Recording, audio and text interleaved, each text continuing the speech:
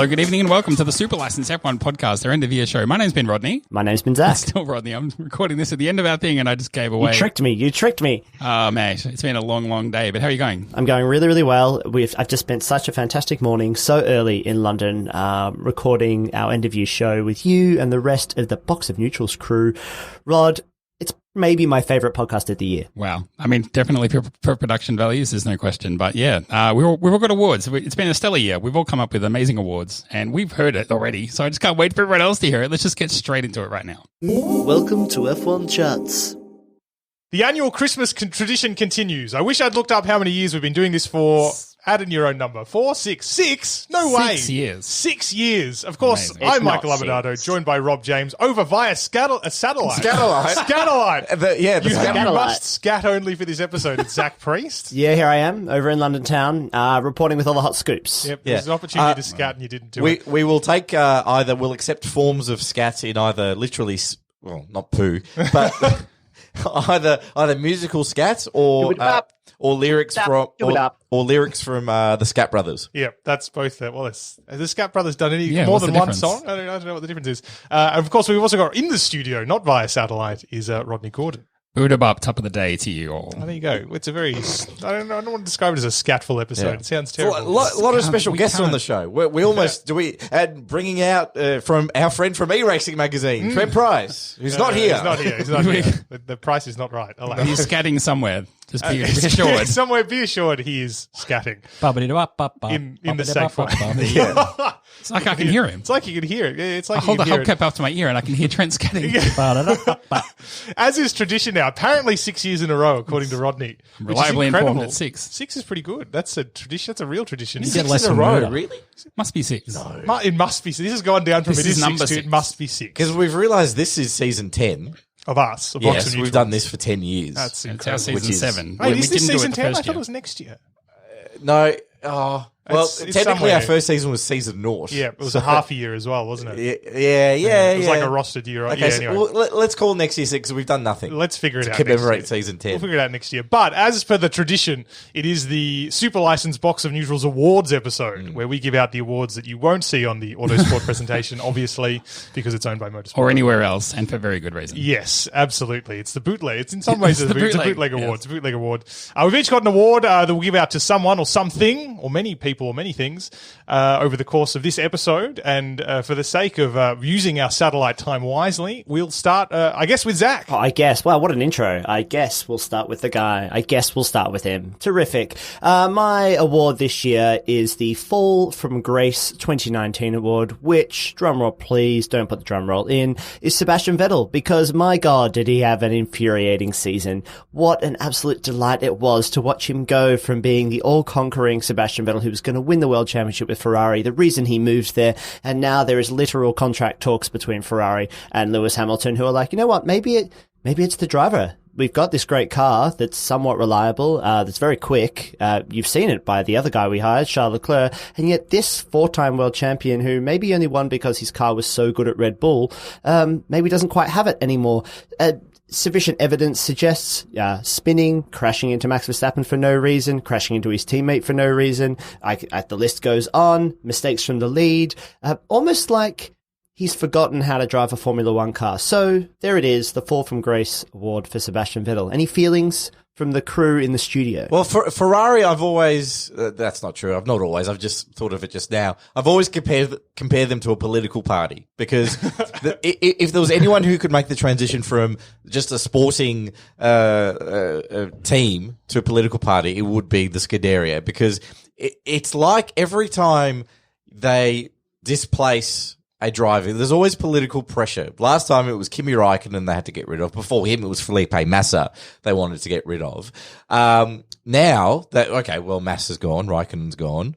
We've got Leclerc in. We've got our future Josh Frydenberg in, of the future leader of the Ferrari party. Now it's like, Minister Vettel's a bit of dead weight all of a sudden. There's a lot of dead weight going around there. It's interesting as well, isn't it? Because this was billed so much as an important duel in the championship, wasn't it? Between Vettel and Leclerc, the battle for Ferrari. And a lot of that at the start of the year, though, I felt was more hype about Leclerc and how whether or not he'd be able to live up to that hype. In the end, it completely reversed that question, wasn't it? It's whether or not Vettel can bounce back. And I mean, I don't know about your opinion on it, but for me, I'm pretty pessimistic about his chances. Oh, incredibly. I mean, he's gone. He's cooked. He's completely finished. But it was a year ago, nearly to the day, that Rob James was doing a show similar to this, where he said, the cracker battle next year is going to be Leclerc and Vettel. And I was like, Vettel's he's going to have him for breakfast. No. And it did not work out that way. You were 100% right. I'm giving you credit. Okay. Partial misquoting. Rob James climbed down from that absolute incredulity of thinking Rod was going to slam him. And Rob like, hey. I'm patting him on the back. Oh, yeah. Sorry.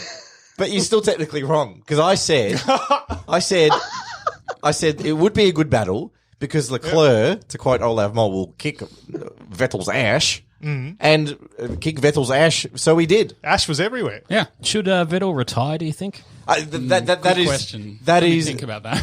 That is the $1 million question that's on everyone's lips. Should he have done a Rosberg and retired after 4? Well, retired after 1. No, it's not whether he should retire. It is whether his reputation is tarnished. That's what I was going to say. If he That's the big retires one. now, it's such a downer. And I mean, the question is, obviously, Michael, to answer the question you put to me, is he going to bounce back or is he not? It's only going to get either worse or better. I think what's going to be really interesting about next season, and this is something we did, I thought was really interesting that Olaf Mol said on the podcast last week, was that would be Box of Neutrals. Yeah, that'd be the Box of Neutrals podcast. Go and you can download it if you like. The You don't have Mogul to. podcast. You guys are getting guests? Yeah, we have one guest. That's it. That was our full quota of guests that aren't socks. What? So that's Who, Olaf? yeah, it was Olaf. It was 100% of our guests this year. Ben Edwards was not available, and, Yes. and Trent Price from E-Racing Magazine was also not You available. can almost hear him scatting. Let's just see if we can. It's uncanny. What's really interesting is that Vettel, I mean, whether or not their driving styles per se between Vettel and Leclerc are similar might be a little bit beside the point, because what we know about Vettel is that he really needs a very aerodynamically balanced car, whereas Leclerc seems much more able to drive around those kind of problems. Why Leclerc sort of in that middle part of the year when the Ferrari was at maximum dog, if you want to call it as such, he was really good. And then when they sorted out their problems towards Singapore, suddenly the battle between them evened out. And Vettel, I think in the last couple of races, it was sort of 50-50 in terms of qualifying and results. Next year, Ferrari, or for next year, I should say, they've probably already made the decision. They've got to decide which direction that car is going to move in. And if it's for Vettel, then that's good, because he might actually give a good showing. But if they decide that, I mean, realistically, Leclerc is the future of that team, that it's more important to give him a car that matters, does Vettel even have a chance of bouncing back? It's exactly like a political party, Michael. You just described it. Yeah, that's It's it. not You just mad at everybody who can. We agree with you. No, I wasn't angry. I was gesticulating. Just enthusiastic. I was Man. enthusiastic. But this, I think that this is more of a. I mean, that's exactly right. I mean, he seems to be struggling with the car, but I think that there is a level of maturity that he's really lacked as well. It's not just. It's that his frustration comes through in his racing. It's that when Charles Leclerc overtook him, he was like, fuck that shit, I'm coming back at you and I'm going to take us both out regardless. Like, he's always had this kind of anger about him, that he's always been a backup with his racing skill. Yeah, same with the Verstappen incident. It's no coincidence that a lot of his errors are happening right after he gets overtaken by someone that he does not particularly enjoy. It's not just, silly accidents. Like, I mean, last year, the big story, him crashing in Germany and throwing away the lead and stuff, that was just on him. But since then, it's just been a continual slide down, and it's always been an emotional thing. It's the red mist thing. It's not just, the car isn't suiting him or whatever. It's his own fault. It's his own undoing. So the question is, I guess now, if we're assuming he's not going to bounce back next year, or whatever he does next year is not going to be good enough to convince us that he can beat Leclerc, what do we reflect upon his legacy? He's a 4-time world champion. He earned those because he was very quick in that Red Bull car, and also the Red Bull car was very quick. But to be fair, 2 of those 4 seasons, it was a pretty close run thing. He had to seal the deal. How do we reflect upon his career, given at this point, the last years of his career seem destined to be extremely underwhelming? He's in the Hamilton Alonso sandwich. Oh. In terms Go of on. greatest, in terms of obviously Schumacher's at the top. He's the sesame seed on top of the bun of goat. Yes. He's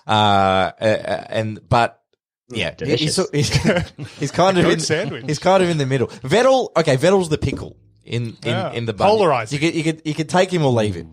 Oh, no, I would the take the spoiled pick. I would take it. I love pickles Yeah. in burgers, Oh, good. so I have no problem. With Pass its use by date, the spoiled pickle. Yeah, no, maybe. No, that's more mayonnaise. Yeah. No, I would agree with that. No, that's more No, like Vettel is literally the lettuce. It's always there. It's fine. I mean, if you're going to have a sandwich of world champions, Vettel, he's the lettuce. You're like, okay, yeah, that seems reasonable. Someone had to put it on there. But the unfortunate thing is, someone else put him there. I don't think he's done any of this necessarily he's not, as you said before, he's not a guy who can turn up on a day when the car is bad and everything's not really going his way and really make an incredible race of it.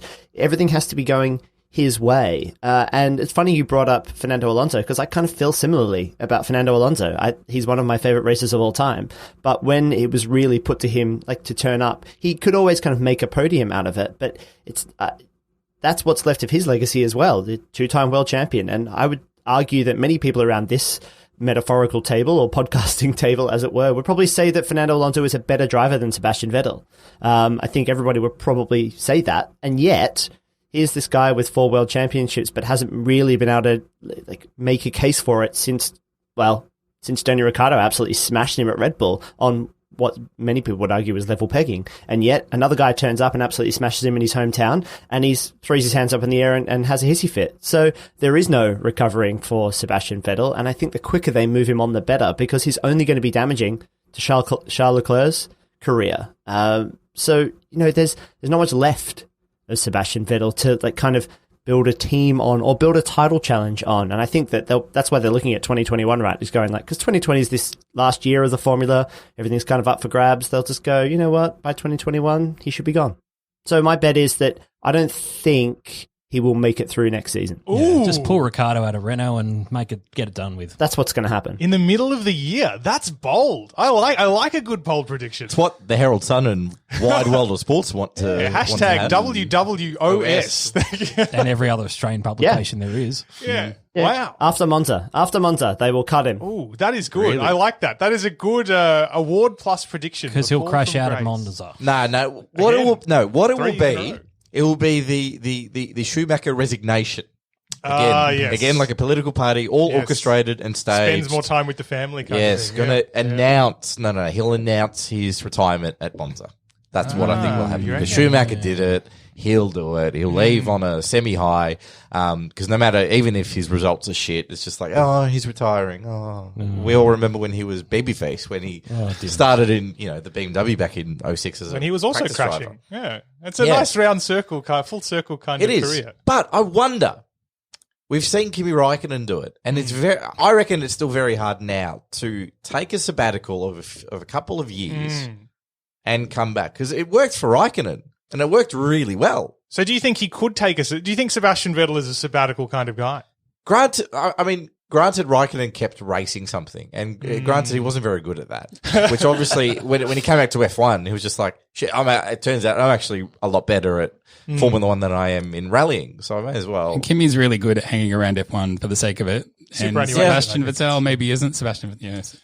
Superannuation Vettel. But nickname's already there. But just make the announcement, mate. But I don't expect to read in the year 2000. I don't expect to open up Autosport and read Sebastian Vettel to race for Rebellion in the LMP in the super season of the WEC. No. When Vettel retires, he won't appear on Sky Sport Germany. No. Kai Abel and go, for sure. He won't appear in Heineken commercials. He won't have his own YouTube blog with bizarre thumbnails. He won't Photoshop himself into anything. No, he will literally become a private citizen. Do? So that's just the person he is, because he is so intensely private. Yeah. So as much as I would like to think I reckon in theory he could do a sabbatical and come back and kind of be on song, but I feel like he needs to be doing something else in the meantime to keep sharp. I think if he can't make it now in the Ferrari, he's not going to go away for a couple of years and come back better. I just don't. I mean, even though I just said before, all of his problems are mental. I don't know that he's capable of just resetting to the degree that he needs to. But it's exhausting. We shall see. Who would take him? Who would take him as he came back as well? Like, it's not like you can't go back to Ferrari. But I also do wonder, the idea that, and he's maybe one of the first drivers which we might be seeing this, is that he was one of those really young ones who started in Formula 1 very young, was on that conveyor belt up the ladder towards competitive teams. Maybe for him, he's also just reaching the end of his natural interest in terms of a career path. It's something I remember Mark Webber said when he retired from the sport, is that he wouldn't be surprised if, this was even before I think he went to Ferrari, that he'd just go to Ferrari, have a couple of seasons there, maybe win the championship and then wrap it up, because he's done everything kind of young. And maybe what we're seeing is not necessarily just a decline in talent per se. And I don't want to say decline in interest, because he very much says that's not the case. Still loves racing, but this is just the natural end of a career that started young. And I do wonder, with so many young drivers starting these days, whether we'll see them retire maybe earlier than we expect. We talk about Max Verstappen being able to go for, how old is he now? 21? So for theoretically another 20 years, but that just seems unreasonable. Obviously, you can pencil in Hamilton as winning the next 3 championships, right? That's just done. Yeah. So, all these young drivers are still going to have that lure of a championship coming later in their career. And then in 4 or 5 years from now, the Norrises and the Verstappens and the Leclercs are all going to be battling then. So they've still got a while ahead of them. There's a bit of a championship lag going on. Yeah. Say that. So we'll yes. see. But Hang on, but you reckon Hamilton will go for 3 more? I do. People are talking about 6 or 7. We should be thinking 9 or 10 for Hamilton. We should be. We should be. We should be thinking that way. I agree. If it happens, we shouldn't be surprised. Even with the new regulations. Mate, he's going to chew Even these at new Ferrari. regulations and he's going to spit them out. even at Ferrari, well, will Ferrari be able to do it? I think he could. I absolutely. Him at Ferrari, I agree. Him at Ferrari the last 2 years, and then he's got 2 championships with Ferrari. So And get Ross Brawn to come in to run Ferrari again with Lewis Hamilton there. Dream team. Dream the team. dream. Anyway. That's far-fetched. A good award to start us with, the Fall Very from good. Grace Award. Very apt. I think. Talk about this all day. My award is shit in comparison. Well, let's go with Who's that next? next. All right, I'm up, guys. Fine. All right, mine is the Who Gives a Shit Award. Oh, yes, I like it. I hinted about this last week. Yep. Because Racing Point, who cares? Haas, who cares? Last week, I realised we didn't even talk about Alfa Romeo, and it wasn't like, oh my god, I completely forgot. It was just like, oh, who cares? So what? So the Who Gives a Shit Award. There's actually a couple of contenders in this. I think the sort of bizarrely an honourable mention goes to Alfa Romeo, who were a reasonable team. Haas is another story, but the clear runaway winner of the Who Gives a Shit Award is Racing Point, because they've got Sergio Perez, they've got, I forgot his name, Lance Stroll. I genuinely forgot his name. They were just there, It's like if Vanilla had a name, it would be Lance Stroll. Yeah, but vanilla Coke is great. I don't disagree. Racing Point, if you're a fan of, who cares? All right, so Do they even have merchandise for sale? If if they had a better name, would that help? What's the problem, Rob? But the name is boring. The driver's uninspiring. Yeah, the drivers are uninspired. They're kind of just there. They don't inspire me. Is this Rob, is this your pretentiousness around racing, specifically Formula One, showing through a bit though? Is it because they lack the pedigree? Is it because Renault are just there as well and McLaren are just there? No one's winning any races. So is it because Racing Point aren't they're not a storied name in Formula One? No, absolutely not. I love those kind of teams. I like new blood coming into the sport and new teams and identities and the like, because they actually rejuvenate the sport, I feel. For me, Racing Point have gone backwards. Relatively old team as well, though. Yeah, you look at the history of that team, it actually is quite an important team. But for me, this year was really a mark of who cares about this team? I'm not really fussed whether they're there or not. The driver lineup doesn't inspire me. The story about them doesn't inspire me this year.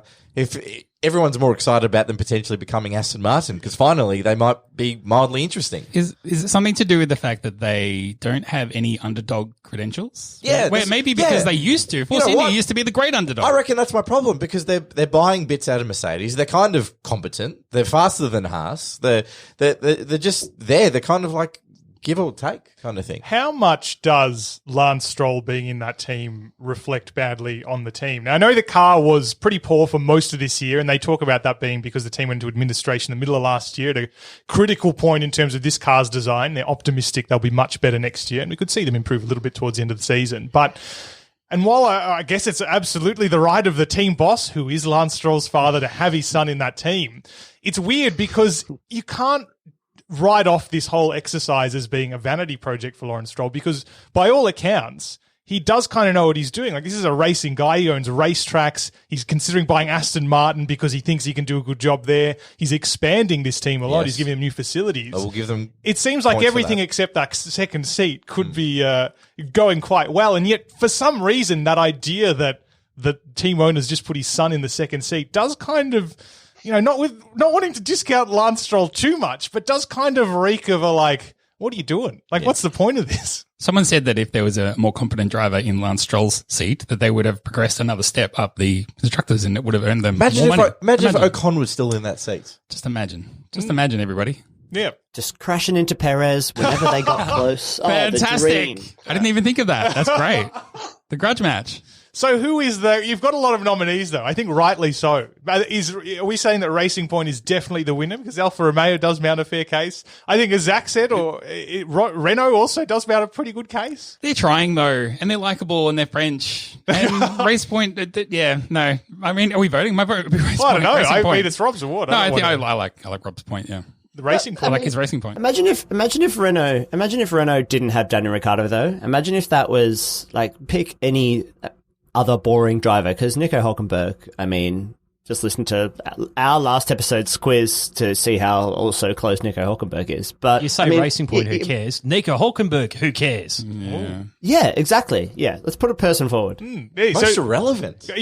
should there be a person and team award, a team and driver award for the Who Gives a Shit award? Antonio Giovinazzi would be in there too, though. Oh, he would be a contender. But he is quite young. I feel bad about giving that award to young drivers because they give him a chance. Give the kid a chance. No, I don't protect the young drivers. It might be, character growing for them. Tough world out there. How old is Giovinazzi though? He is old because, to be fair, he was on that Ferrari junior driver program, and then Leclerc came along and they sat him out for 2 years.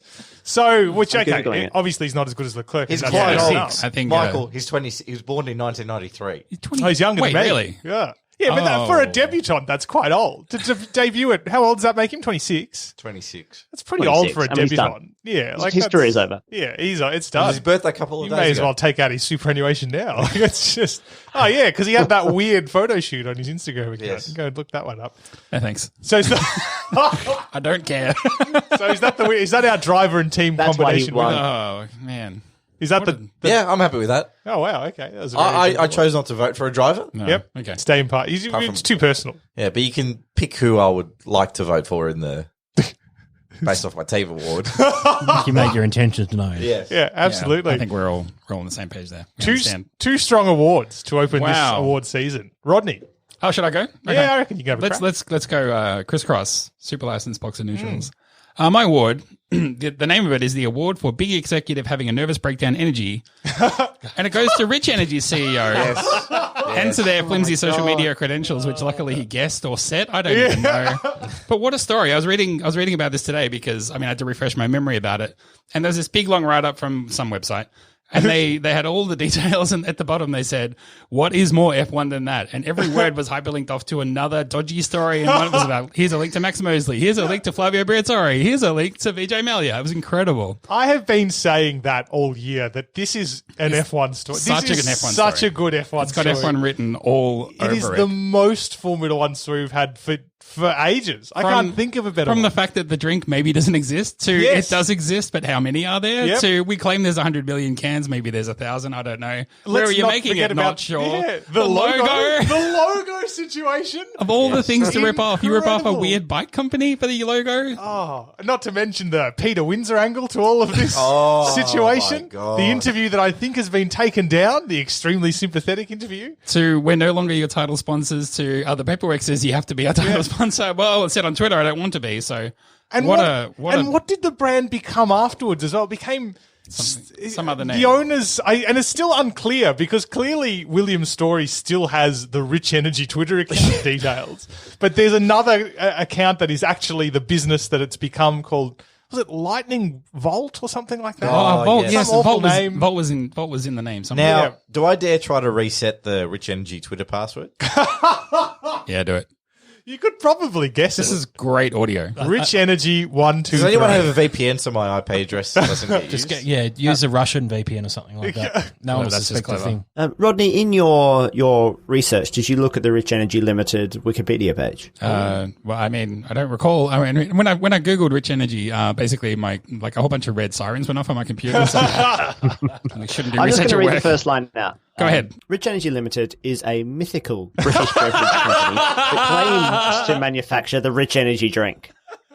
Mythical and claims. Fantastic. I think that suits it pretty well. I think I saw a story that said last year they had $100 in their bank account. Yeah, well, even when I remember very distinctly when this deal was announced it was the Mexican Grand Prix last year, because at the US Grand Prix, which was only 1 week beforehand, Williams Story was on the grid with Claire Williams, maybe you remember. Yes. And that deal was apparently about to be done. And then all of a sudden, they signed with Haas very out of the blue. I think even Williams was caught quite by surprise. Yeah. And then the research was undertaken that said essentially Rich Energy not only does it have no assets, but it has no money.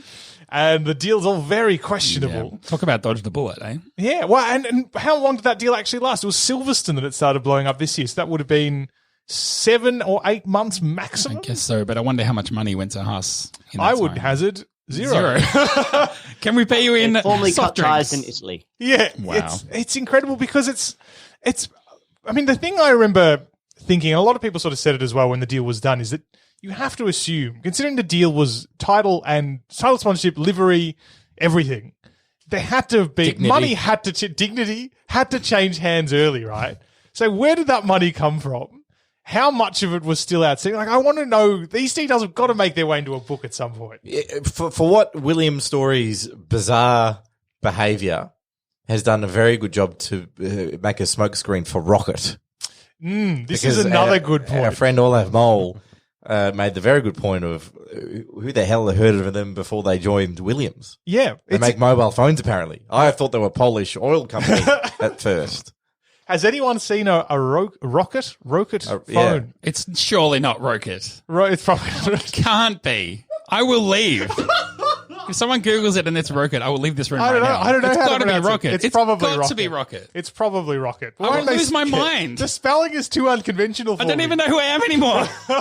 It's got to be Rocket. I wonder what it's like to talk on a Rocket phone. Play the But thing. it's a good point though, because and this is one of the things that I even thought about was the case with Rich Energy, was the idea, because someone also raised this point with speaking of the Racing Point or Force India, whatever they were called, what's the energy drink that sponsors them? Is that Racing Hype? Point.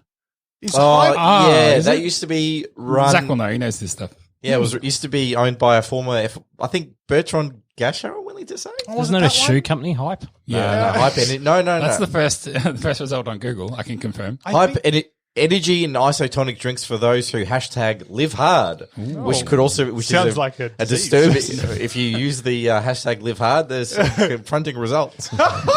Hype energy drinks. Bertrand Gasher. Oh, so it is. Told you. Isn't that the guy who bashed the taxi driver? Yeah, he wasn't that. Yeah, I think so. Right. You can look that up. But what I was going to say is that someone suggested that when they started sponsoring Force India, whatever year that was, there were also no examples of that drink anywhere in the world either.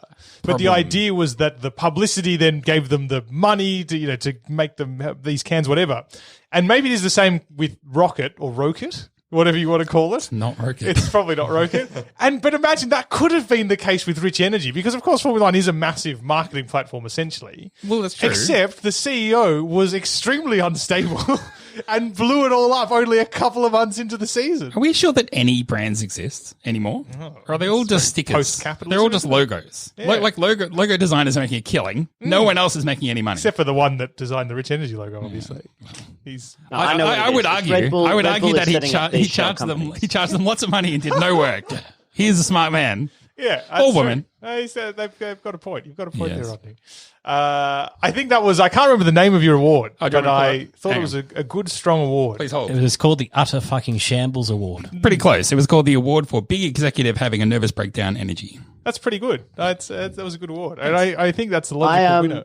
I overthought it. The highlight for me about this rich energy thing was when it all came out, I was on a trip in Romania and Bulgaria, and I went on a hike up these to see these lakes in Bulgaria, and we were paired with some other people, and I got talking to this really lovely guy, and he was like, "Oh, you're into Formula One? I like a bit of Formula One," and I was like, "Oh man, you're gonna like this story about rich energy," but then having to like lay all of that information out, it needs quite a lot of backstory. Like, so when you get halfway into a story, like, oh wait, I need to give you quite a lot of detail. This is not as simple as like, this CEO sponsored this team and then they're not sure his product exists. Because when you say it like that, someone goes, wait, what? How did they get that far? How did their name get on the car if their product doesn't exist? And it's that question, as you said, Michael, which is, where is the money? Is there any money at all? Like, it's mental. So it was my favorite thing of basically having to explain all of Formula One to this guy in order to make this story kind of land in any way, shape, or form. Let me take you back to 1956. I think the best way to describe this, or maybe the most complicated way to describe this, is I remember very distinctly, I think it was the Thursday or Friday at Silverstone where it was all really kicking off. And it was a big battle between Rich Energy and Haas was trying to maintain neutrality. And then there was also the shareholders. And the Rich Energy account, obviously the William Story account, tweeted a big why, we're right, whatever story, and was accompanied by a photo of William Story, which presumably he tweeted himself, which made him look like for want of a better phrase, a sunburned Jesus. Just like absolutely, he honestly looked. You could not imagine a worse photo of him. Let me just get my phone. And he chose to post it as an example. And that's my new energy drink. He posted it as an example of why he was a credible CEO. And it's sort of like, this just doesn't, on so many levels, so many beautiful levels, it made no sense. It's one of those breakdowns that you hear for the CEOs have. It seems to only be CEOs. They have a special kind of breakdown, but they end up like running around the street at 3 a.m. in their underwear yelling at nobody. I think that's what happened. It's a crazy entrepreneur. Yeah, crazed entrepreneur almost makes it sound like he could be right. He's 9 times out of 10 he's wrong, but the 10th time he invented Microsoft. So good on him. I've got this award. It's going to be called the Thank Christ for that award. Oh, yes. Okay. It's also known as a lack of prior preparation because someone hasn't been paying attention. Goes to Honda. Thank Christ for that. Third in the championship this year. That's a good award for something you just made up. Yeah, I know. Third in the championship. Verstappen. Yes. Podium on first race with Red Bull this year. He was? Yes. Good. Yes. I didn't even remember that. Can you imagine where Honda would be? Yes, so those are the standings on my phone. Can you imagine where Honda would be without the season that they had with Verstappen? What about, though, to invert that question a little bit, could you imagine where Red Bull would be if they didn't have the Honda engine? Because I'm pretty confident that the Honda engine has surpassed Renault this year.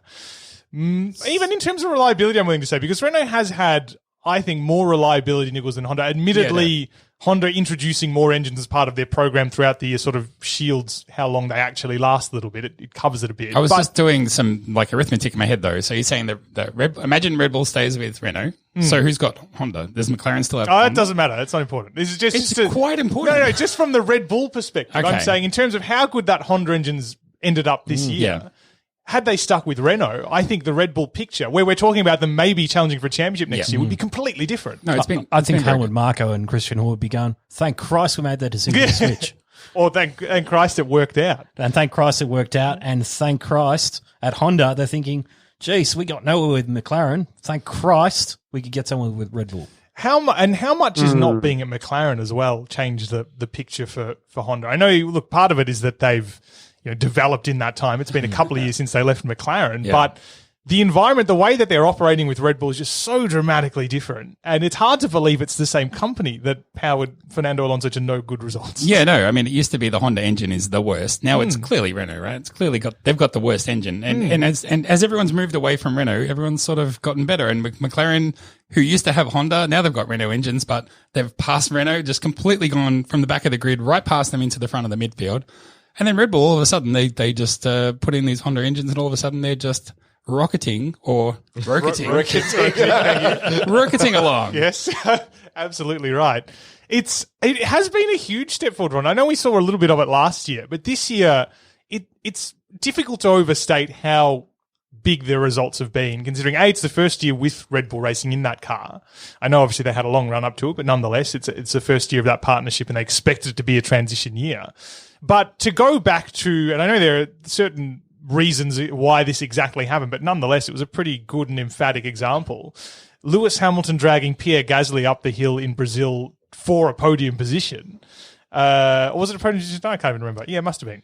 It was for third, it was in for Mexico. third. And I mean, but then he was penalised afterwards. That's not why I was not a confused. race that really suits Mercedes. But No, I mean, and it's still a really good example of how far Honda has come in terms of they're in the ballpark where, Yeah, at no a high question, altitude where Mercedes is not very good and Yeah. Honda does operate well, dragged it straight up to the line and held the position. There was always races that Red Bull did well at, even if they had an engine deficit, and those are the races that they still did well at this year. So the challenge for Honda will be, yes, congratulations, you've done incredibly well to get to where you are in 1 year. The challenge now is you've got to do that well again. You've got to take that second step forward if Red Bull are going to win more races outside of the Monacos and the Brazils and the Singapores.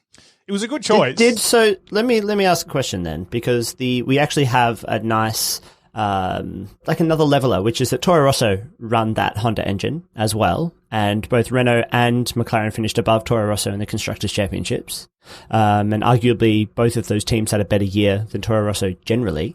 Has the Honda engine markedly improved Red Bull? Because they're still third in the championship, they still barely won a handful of races. Max Verstappen is probably the deciding factor there. Maybe could be argued like Carlos Sainz is at at McLaren. Yes, this is a step in the right direction, but are Red Bull actually any better off? That is a good question. That's a good point. And I guess it depends on your, it depends on what objectives they set. And I guess their stated objective was that they should be absolutely no worse off than Renault and hopefully slightly better. And I think by that objective, which was a nice realistic one, which is a good change for Red Bull Racing, whereas normally Helmut Marko, in fact, he did say this year that we're going to win at least 5 races, which they didn't do.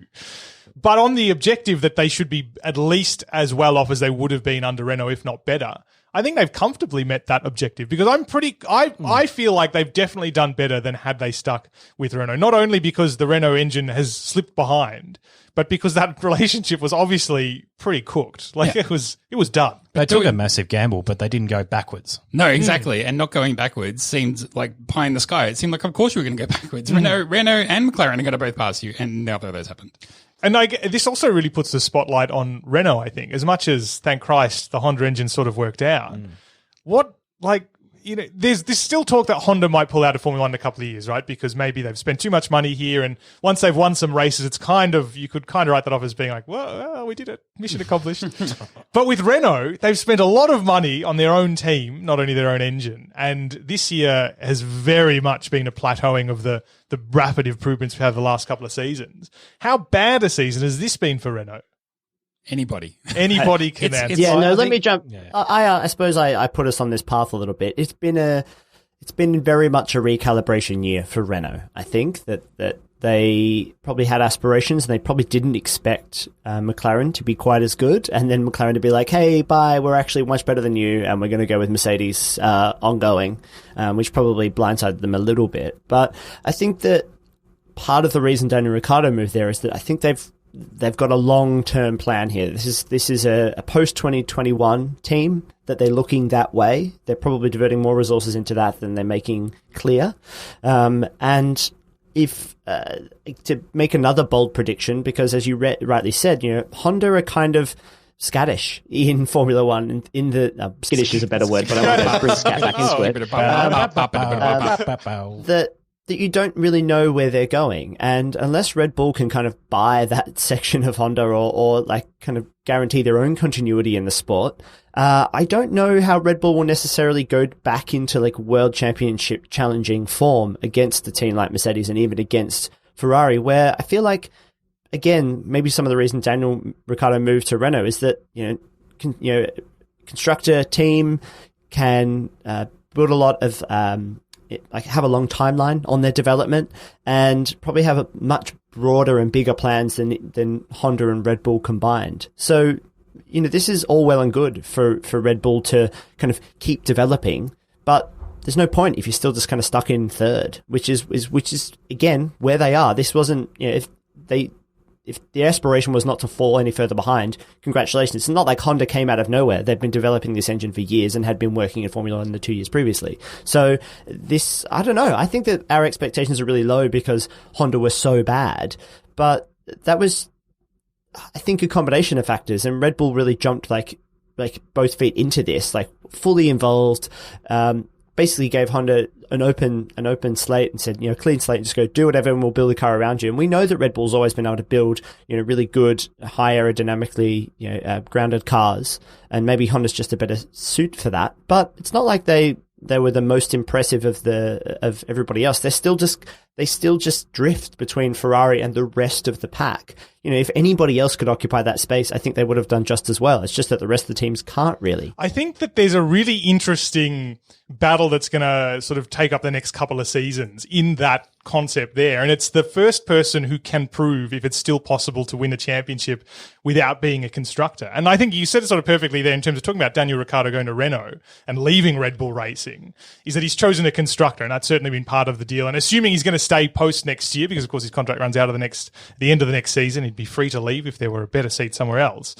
But it's almost like a personal battle between, maybe Ferrari. I heard in Monza there might be an opening coming up. It's like a personal battle, right? Can he lead Renault to a constructor's title before Red Bull, with its customer Honda or de facto works, whatever you want to describe it, Honda engine, can make it there? Because in some respects, he's gone with that old logic, the idea that only a constructor can win it. And, you can't help but think back to 2014 and then 2015 when Ron Dennis said he took Honda because it's a de facto works relationship and only a de facto works team or a constructor can win the championship. And they've obviously reneged on that and changed their mind. And they now firmly believe that a customer engine can win the championship one day. But it's sort of like, you kind of want it to go both ways, don't you? Because on the one hand, you want a customer relationship to be able to win, because that means the sport will be more competitive, because we know only so many engines are going to exist. But it's hard to believe that, considering history suggests it almost never happens. But we've never had such a smaller pool of power units now. So for Renault, in theory, we're a customer of Renault. Actually, no, that was in 09. 10, they weren't really there.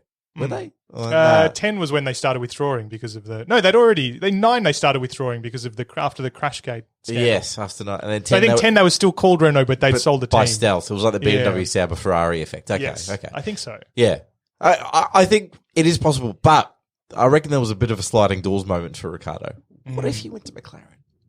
Isn't that... Do you remember last year when it came out that he'd been talking to McLaren? He had been. It was either, why would you talk to McLaren? Between Renault or McLaren, I reckon he might be like, might have had a better time at McLaren. That's also, that's almost more than the Red Bull thing, because... That would have been, 12 months ago, that would have been a massive gamble. Whereas if you had the benefit of hindsight now, you'd go McLaren 10 times easily over. And it's so interesting, isn't it? Because it comes back to a line, loath though we are to attribute it to him. Fernando Alonso used to say every time they asked if he regretted going to McLaren, burning his bridge at Ferrari, he'd say, well, Ferrari still hasn't won a world championship. So if you're not winning a world championship there, you may as well have a punt on someone else and hope it works out. Yep. Now, you could argue that in the latter years of Fernando Alonso's career, he could have won a championship in Ferrari. Horrible punter. Vettel threw them away. Gamble responsibly. Yeah. But, if you're in Ricciardo's position, okay, yeah, he probably regrets maybe not going to McLaren. I don't know if he regrets leaving Red Bull because, of course, there was the Verstappen factor there, and whether or not that's just that he believed Verstappen was faster than him or that the team over time was favouring him, whatever way you want to put it, it's probably a little bit of combination of those things. But as long as Red Bull doesn't win the championship, he can say that he hasn't made a mistake, because also he is getting paid a lot to not win races at the moment. So, it kind of works out. Yeah, and he's number one driver. You also can't win the championship unless you're the number one driver.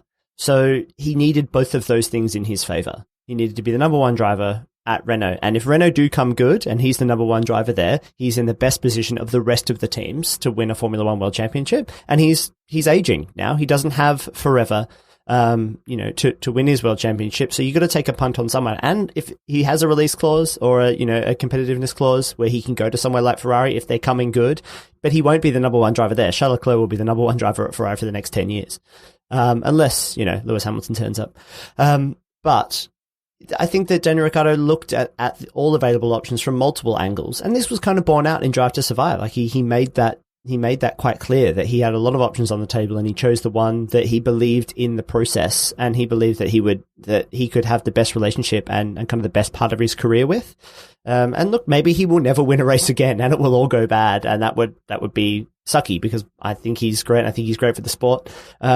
But I think they were the right team to take a punt on. And, if he had gone to McLaren, we would have missed out on all of the beautiful, Sainz Norris season that we've had. The two happiest guys in Formula One. It's quite bizarre that in terms of the last two Australian drivers we've had on the grid, Daniel Ricciardo picked the logical process to go to a team in 2019. Yet Mark Webber went foolishly with his heart when he decided to go to Williams instead of going to Renault in 2005. It's quite funny between those two. Yeah. And anyway, good chat. Do we end up with no success? Well, who knows? Maybe nothing will work out. But hopefully in a couple of years, Ricardo will also be the recipient of a Thank Christ It Worked Out award.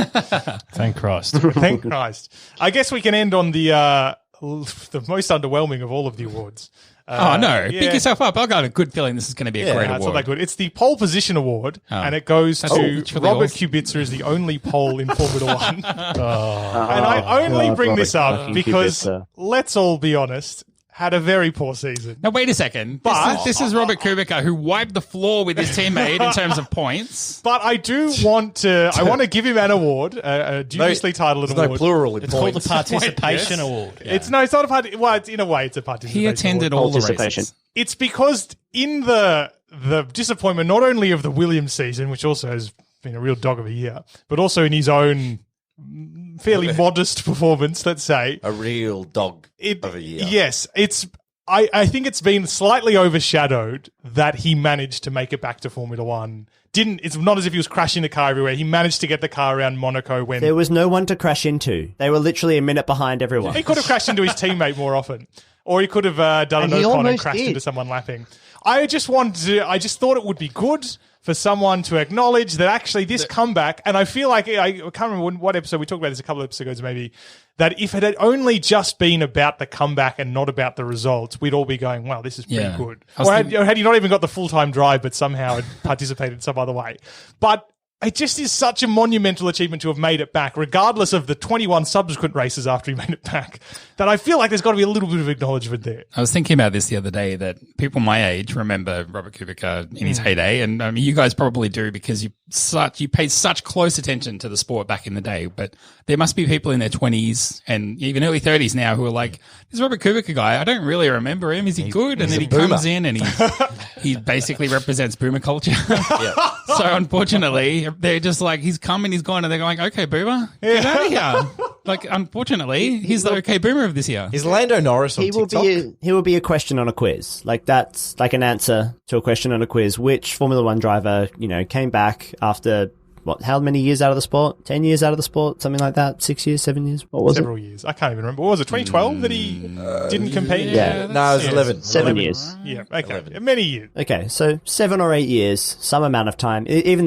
this quiz question doesn't really know how long. That's how good a quiz question it is, and that's a real shame because everybody was really excited that he was come back, and I think that people were kind of excited for Williams because they had this other young driver in Russell, and they were like, okay, they could make a go of this, and it was just horrendous, and I don't really know. I'd be interested to know, Michael, what insight you have into what happened at Williams this year for it to go so badly for so long. Like, they made almost no strides forward. Paddy Lowe happened at Williams, unfortunately.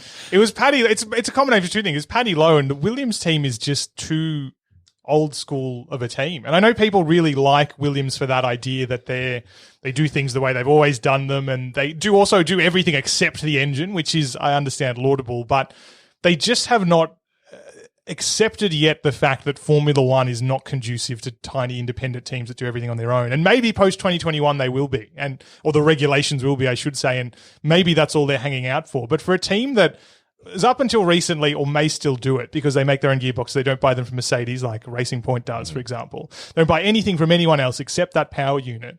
And the sport, unfortunately, or the way that the regulations have been used in the sport by other teams in similar circumstances, have just absolutely passed them by. I mean, the steps forward that Force India took when they took that whole back-end deal from Mercedes, the engine plus everything else that they could buy, was phenomenal. Haas entered the sport with essentially a B-spec Ferrari and were like fourth or fifth quickest team. Oh, no, not immediately, but after a year or two became fourth or fifth quickest team. They weren't pathetic. Yeah, and what we've seen in the last couple of years, and it's a shame that we've had such a strong contrast. In 2014, Williams are really good.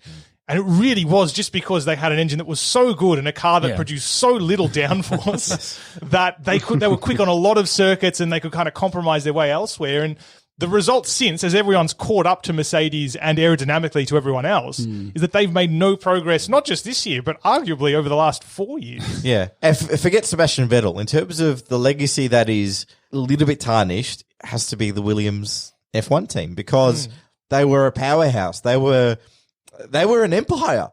They were a dominant force. And McLaren had a couple of wobbles up and down, but they've always somehow recovered and found their ways and massive investment and lots of it.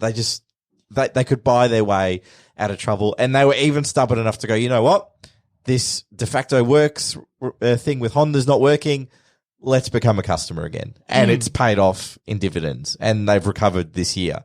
Whereas Williams have had a couple of ups and downs, but this is a real down. How much of that stuff at Williams is not going to change?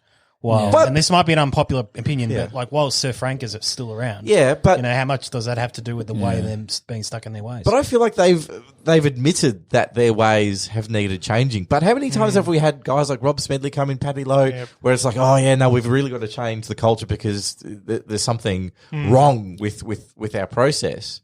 But nothing's worked. When it's one guy versus the whole culture, that guy's not going to win that battle. And unfortunately, for me, Williams just like embody that spirit of if we work hard enough, we're entitled to results. But unfortunately, Formula 1 just doesn't work like that. Because the thing is that it is a team that works incredibly hard. Like I say, they build everything. They've got guys who know all of those things. They also have the engineering business on the side because they are very good engineers. They do some really great stuff. But the way the sport works at the moment just is not really compatible with the way they're working. And, they brought in this year, wasn't it? Patrick Head came in essentially back as a consultant, not in an engineering sense, but I think in a structural way, which, sounds great, but you're going back to the guy that brought you success ages ago.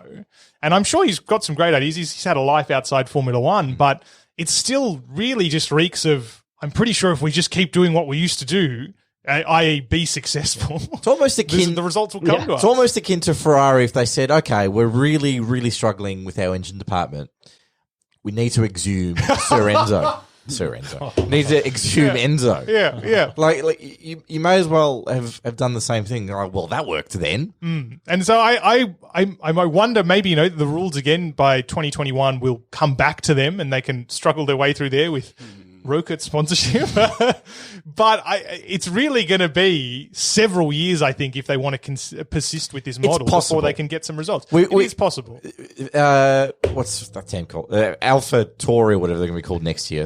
Toro Rosso. They used to be Minardi and they were absolute dog shit back in the day. Racing Point, formerly Force India, a couple of other iterations used to be Jordan. They were shit at some point. Renault were shit when at the very end of the Benetton years. They're kind of shit again. Yeah. So it is cyclical, and you can get out of it. But for Williams, it's almost like they're closer to more depths lower than going up. It's just an insane fall from grace. Like, just so insane. We're talking about Felipe Massa and Valtteri Bottas, who were sharing podiums. Like Williams were, as you said, on the quick tracks, they were so good.